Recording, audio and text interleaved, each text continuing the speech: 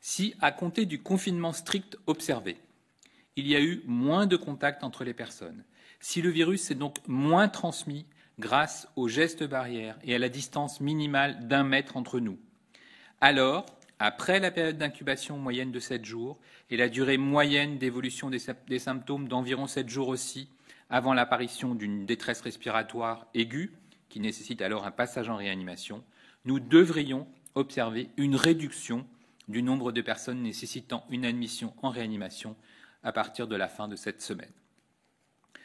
2606 décès ont été observés en milieu hospitalier depuis le 1er mars.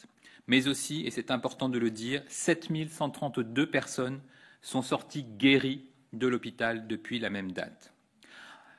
Toutes les personnes détectées positives en ville ou diagnostiquées par leur médecin traitant et qui, au bout de 8 jours, n'ont plus de symptômes pendant 48 heures, sont aussi guéries et elles sont heureusement très nombreuses. Enfin, vous le savez, nous avons cette surveillance syndromique en population. 2939 passages ont été enregistrés hier aux urgences pour suspicion de Covid-19. 2423 interventions de SOS médecins ont été aussi motivées pour suspicion d'infection Covid-19. Vous le savez, nous surveillons enfin la mortalité.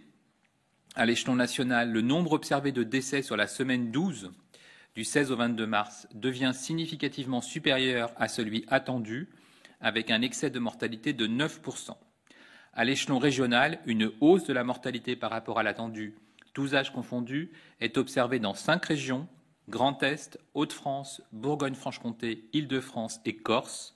La surmortalité concerne des personnes de plus de 65 ans. Enfin, les résultats des tests.